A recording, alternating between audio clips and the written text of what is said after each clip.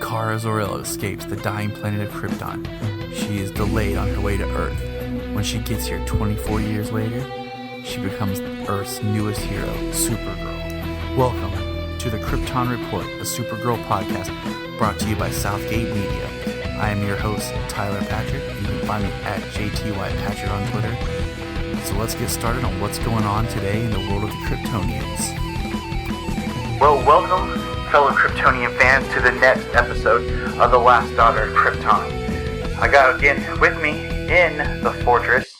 I have my good friend, brother-in-law, comic geek extraordinaire, Mr. Chris Johnson. Hey, everybody. All right, so we're gonna just jump into things and get going. Get into some. We interrupt this program to bring you this special news bulletin. All right, first we're gonna play some catch-up. There's been a lot of activity.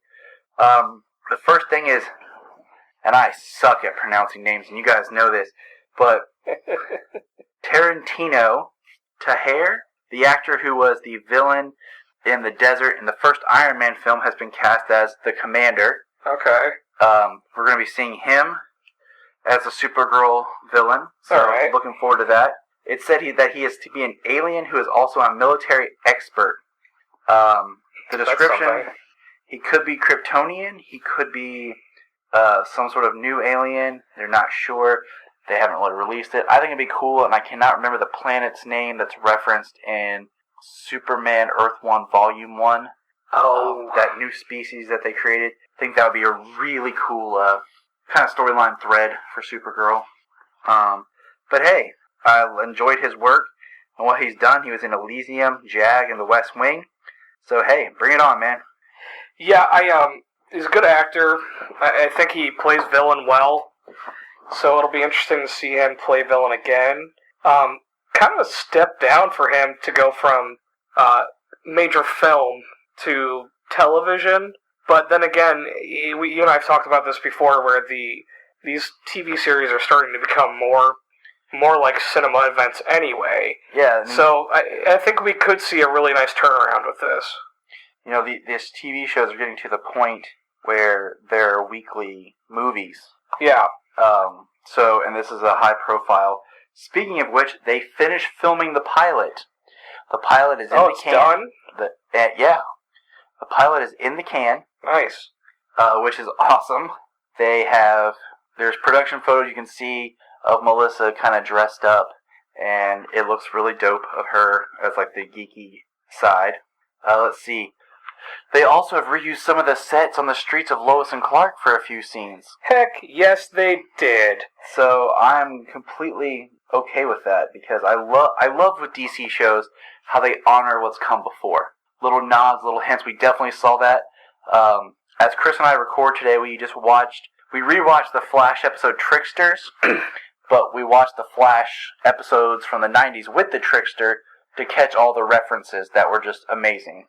So to answer your question earlier, if he is from the planet Darren, okay, that'll be interesting, and that would actually be a really nice little punch in the arm for some fan base. And just to change up to the mythology and what's been come before it. We know that the young Kara has been cast in the flashback scene. She'll be played by the little girl that played April in the new Turtles film in the flashback. Okay. She was cute. Yeah, she'll work. Let's see. What other news we got? We got so much to catch up on. Do we want to talk about who got cast as Toyman? Yes, we do. And we're going to dive into that momentarily when we really get into Toyman. And I think that's all the cool news that's come up more recently. Yeah, I haven't honestly seen anything really other than just the costume release. Which we haven't talked about. I have a special guest for the costume release, which hopefully will be the next episode. I might be able to release that episode before this one. We'll see. But I have a special guest lined up to discuss the costume. I will just say I like the costume. That's all I'm going to say. Cool. If you want to record your thoughts and send them to me, and I'll attach it to that episode. Yeah. Or maybe we can even get creative and get that. I don't know. We're just hanging out. I don't know if we'll have enough time. That's a little old school reference. You don't have to actually cut the tape and throw me in like a little segment. You know what? I thought about this, like, when they did The Flash and The Flash pilot leaked, it was so good that I think it helped the series. Maybe the Supergirl pilot will leak. Yeah, and that would actually be really awesome, and the nice thing is I do work with the company that released that preview, so that might be a possibility. I'll have to look into the possibility of you and I watching maybe Supergirl before it happens. And if we do see it, I won't spoil anything, I promise. I make no problem. I'm just kidding, I won't spoil it either. But I do have something cool to share. They released like a synopsis of what the show is, and this is the synopsis, and we can kind of take in with what we can find. It says, born on the planet Krypton, Kara Zor-El escapes amid its destruction years ago. Since arriving on Earth, she's been hiding the power she shared with her famous cousin, but now at age 24, she decides to embrace her superhuman ability and become the hero she was destined to be. So she's actually been here the entire time. Seems like she's been here for quite a while. Alright. Two things to take away from that is she's not a teenager. No, she is a young woman at this point. And they are, like we've speculated before and had heard rumors, they are addressing that she has her cousin as Superman. So we might actually see a Superman. I think, like I've said before, I think Superman will be shot much the way they did Batman and Catwoman and the Joker in the Birds of Prey series. Yeah. Where there's no lines kind of in the backdrop, just like a body double sense. So that's our news for now. We'll get back to you later.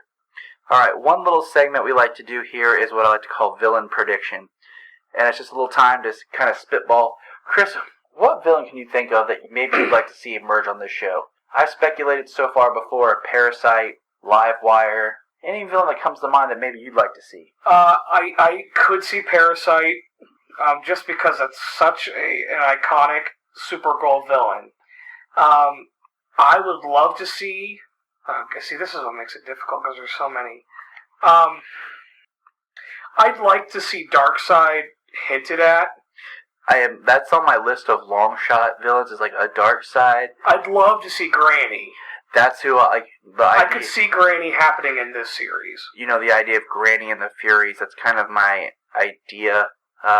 It just kind of depends on how deep they want to go. And like I was thinking, like, if this show is able to tie in with Flash and Arrow, you know, the brilliance of the way they're doing those shows, and they're allowing Oliver to cross over into things, but still keeping him grounded in the way that Flash is expounding upon things, and now adding this into it. We could eventually get to maybe where even Ray, with his tinkering, opens a portal to another dimension and allows Apocalypse in, or something like that.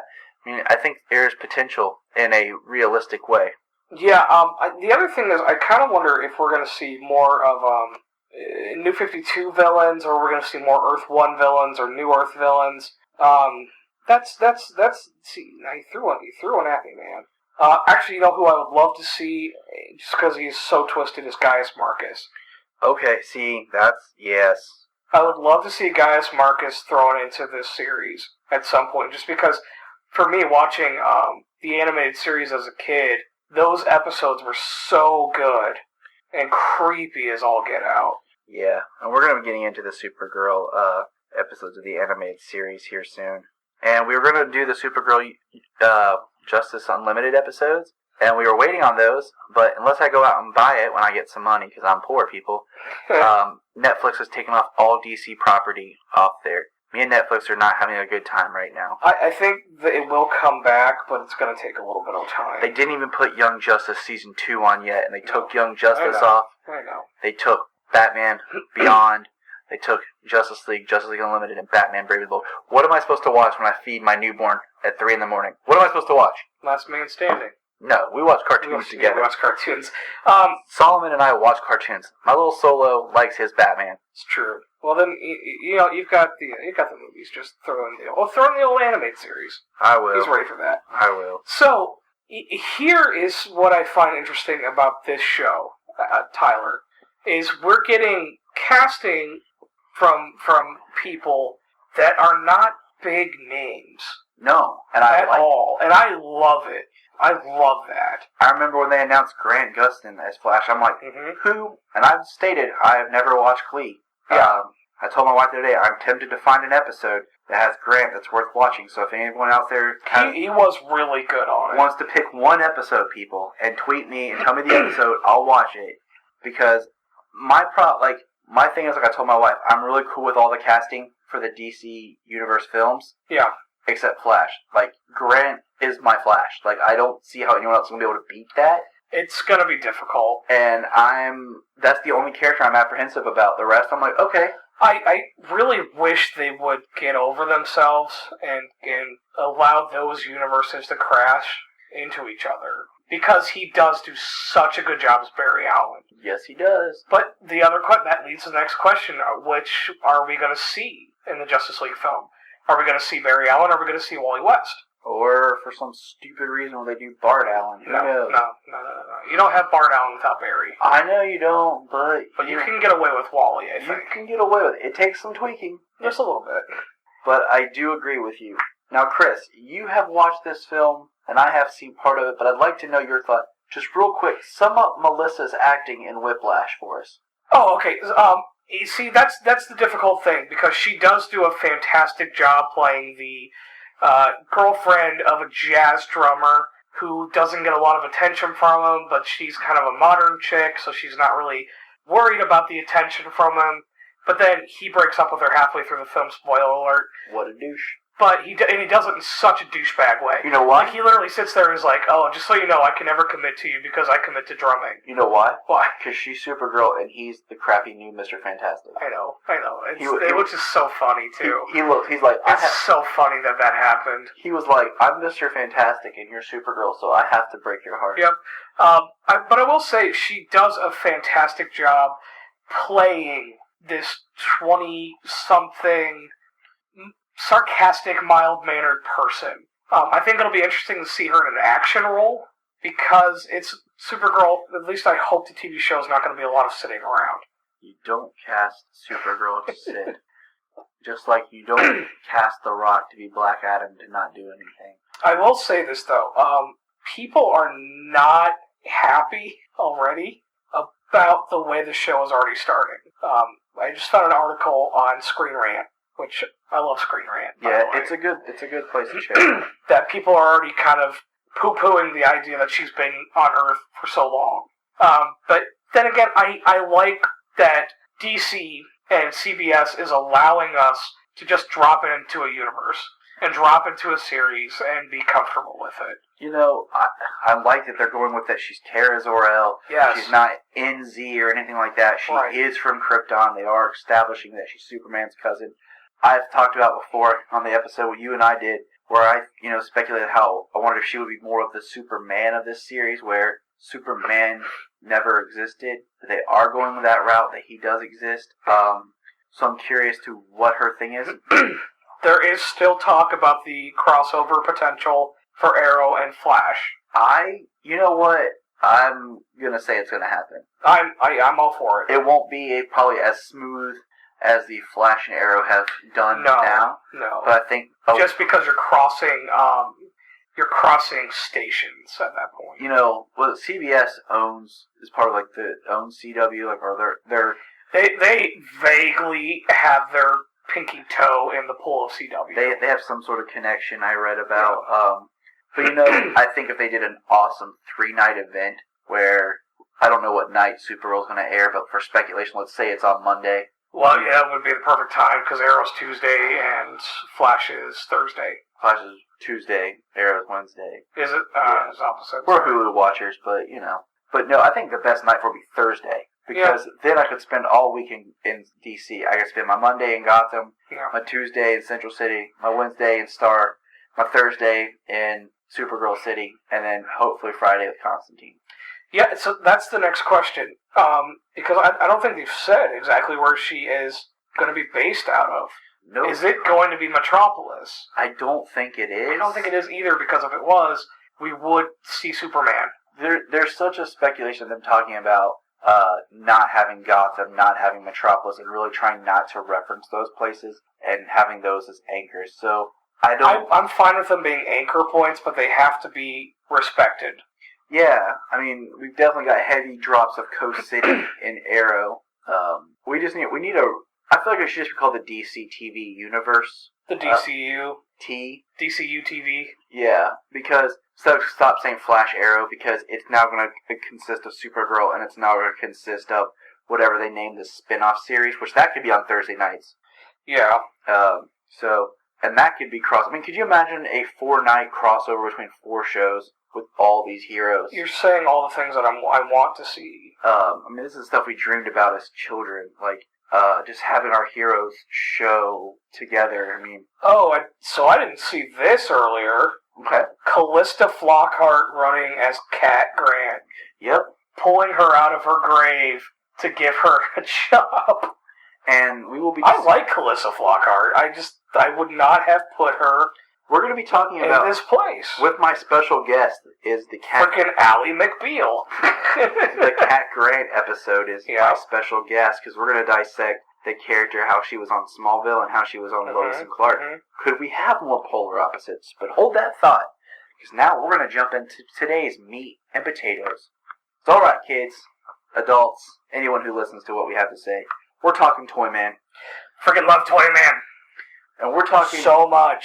Not only are we talking Toyman, we're talking Winslow Shot Toyman. Yes, not the weird Japanese hero.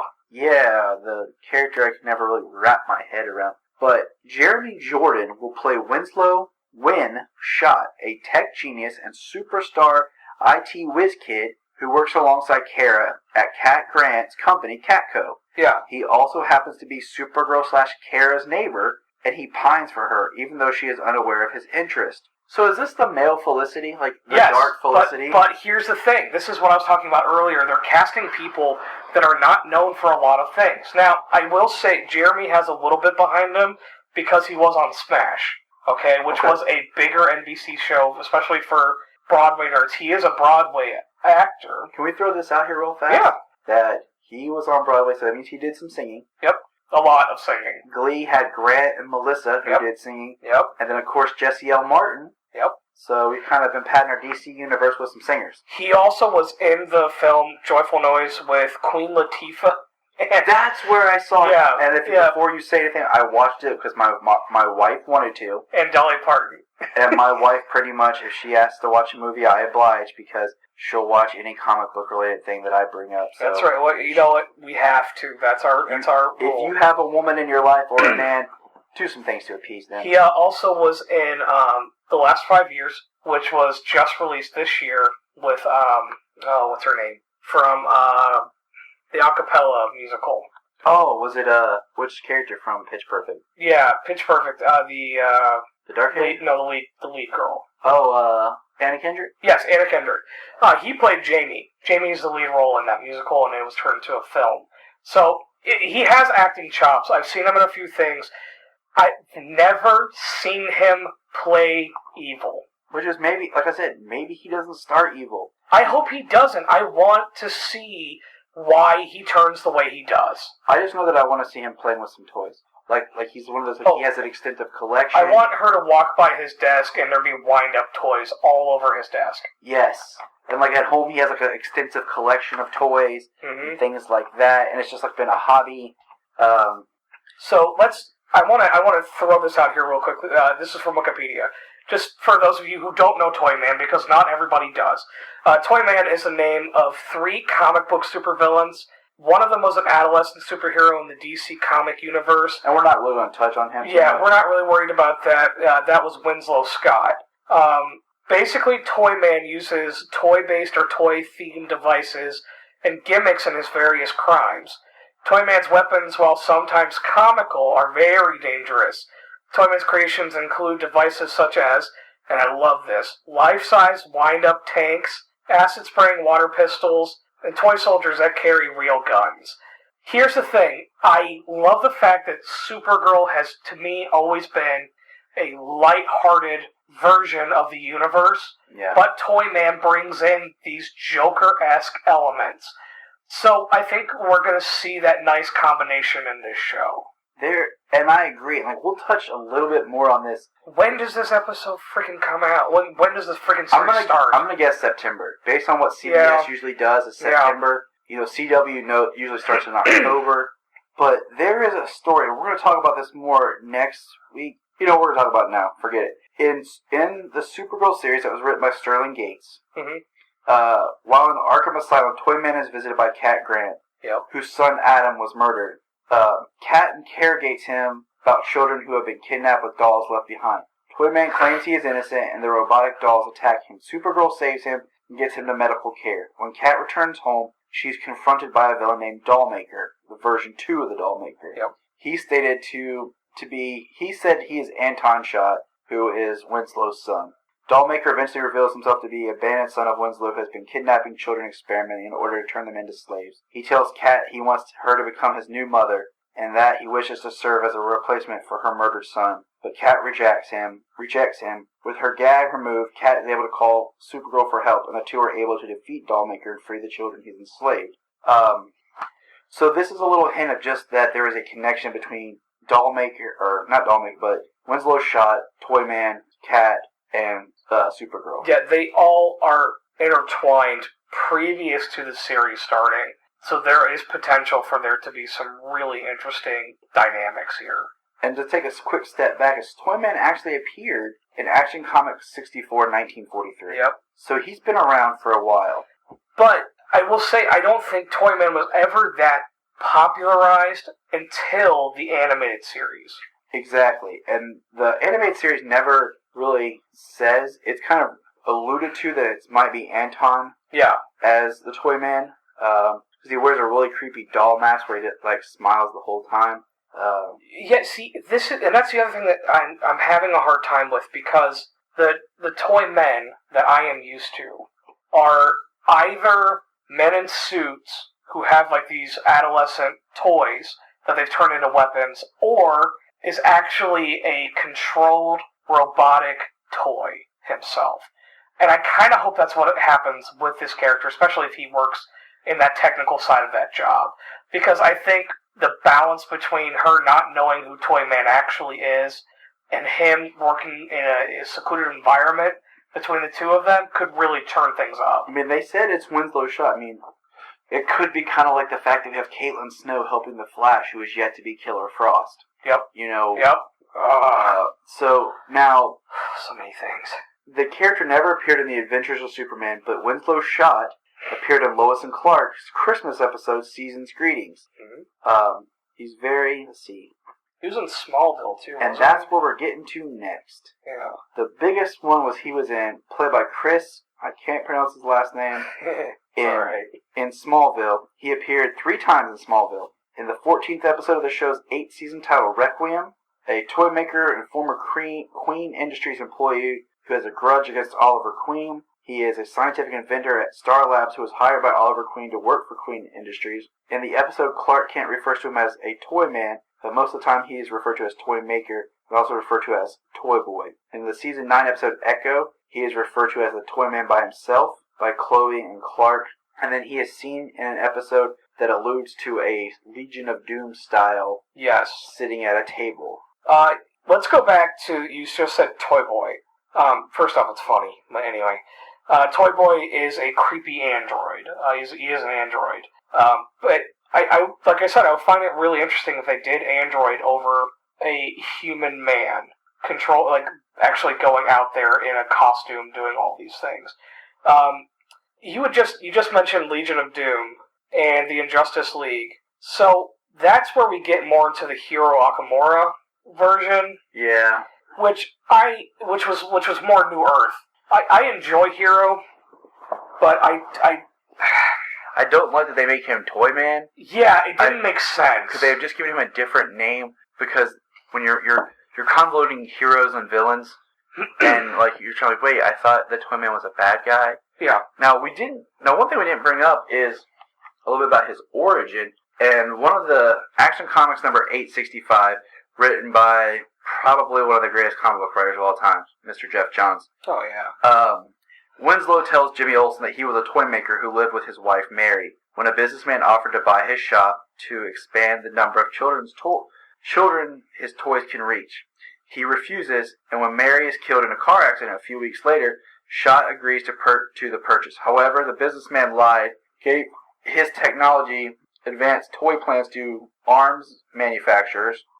Schott proceeds to bomb the businesses with explosive teddy bears. And then the big twist at the end is that it reveals that Mary was just one of his first robotic creations. Yeah. So that's a little creepy. Yeah, and again, I think that's where it could play into the... Stepford Wives? Yeah, or the kind of loner guy who works at Catco, who has a girlfriend, has a wife that nobody really sees or talks to or talks about, and I think all of that could actually really play into the series. You know, I'm cool with it. Like, they don't have to rush it. This is what bothers me, okay? They had, in the original screenplay for Batman vs. Superman, the one that was leaked, Toyman actually makes an appearance in the film. So they're giving Toyman more to do in the universe, which I am a huge fan of, because he is so different and so odd. But I think I need to see how this plays out, Tyler. I need to see how they're going to execute this, because I'm afraid that it could be silly. And I think the DC universe on television has found a way to make itself so serious, even with kind of witty and sarcastic characters, that they're not ready to make a silly show. No, not at all. So I hope that it's a serious Toyman that we're talking about. It's so easy to make a serious Toyman, because, I mean, if he's an inventor, like they said, it's very easy to make, it's easy to segue from his things if he's a toy enthusiast to him start using toys. Kind of like the episode of Beware the Gray Ghost? Yeah. Where you have the guy who's makes the speech about, you know what else a toy can do? It can carry a bomb. And he starts the whole speech, the power of the toy. Mm-hmm. I will say, I was surprised that they are going with with the Toyman that they are, and they're not going with, Jack Nimble. Although Jack Nimble was never really, not what I would say is exactly Toyman, but Jack Nimble has that Jester's outfit, he has that weird sensibility, he uses the toys as weapons, I thought maybe when we had talked about the rumors of Toyman happening, that's where they were going to go, because that makes him an actual character, an actual person in a costume running around the streets of wherever they are. But again, I'm down for this. I am all for it. I mean, it could be a long time before we actually see Toyman come to life. So yeah, I'm not even sure that Winslow Scott is going to turn into Toyman until the end of the series, the first series. Just like we're not sure if Caitlin will ever be Killer Frost. I mean, it's... Yeah, just because we know that happens in the universe doesn't mean it's going to happen, per se, in this universe, So... But alright, man, I think we got a... So, we've got a Broadway singing Toyman, we've got Ally McBeal, we've got a former drummer's girlfriend, and we have something to look forward to, hopefully, in September. Oh, yeah, we do. By the way, I know this is the podcast all about the Supergirl TV show. We are gonna watch Peter O'Toole in the movie, aren't we? Oh yeah, you and I are going to be. That is the best worst superhero movie ever. That is on the agenda for us. I have the VHS. That's how bad it is. I can't even find a DVD. I just have the VHS. I got it from the library, and it was scratched. Oh man! I found it to buy at buybacks, and they wanted $25. Yeah, because you can't find it for it, and it's on Amazon. And I'm just at that point where I'm like, oh my gosh. Peter O'Toole. Oh my But we're going to review the film as probably a commentary episode, and I'd like to do that as the last episode before the show launches. So that's something to look forward to. I'm excited, man. And just for everyone else who's wondering, because this is the last daughter of Krypton, because we touch on using that, because we're touching on Supergirl and the TV show Krypton, there's no news. There's been nothing except the proposed idea, and that's it. There's also, if we haven't talked about this, which I think I did, but I'm going to refresh my memory. Sure. Google it, there is a really cool Man of Steel tie-in prequel comic all about Kara. Yeah. And how it was actually Supergirl Kara that was the open pod. And it's very thought-provoking, and how they want to bring Kara out as Supergirl, but do it in a different style. So I'm all for it, man. Bring me my DC universe. Yes. And so that is the end of this episode. Please, if you have suggestions for episodes of Glee, for Grant, Melissa, send me a tweet. I will find you an episode. And, if you're reading Supergirl, I feel sorry for you like me because they just ended the run in issue 40. Yep. You can hear that review on the World's Finest podcast on the Southgate Media Network, as well as... She's going to lose her powers, man. I don't know. I don't even know what Convergence is going to bring. Oh, God. And you can find me at JTYPatrick, and you can find Chris on Twitter at... NotTinyDancer86. And good night, everybody. See ya. Thank you for listening to the Krypton Report, the Supergirl podcast. Hit us up on Twitter at Krypton Report. Leave us a review on iTunes and let you know what you think, how the show can be better, your thoughts on Supergirl, and anything else you feel like chatting about. And I'll catch you next week.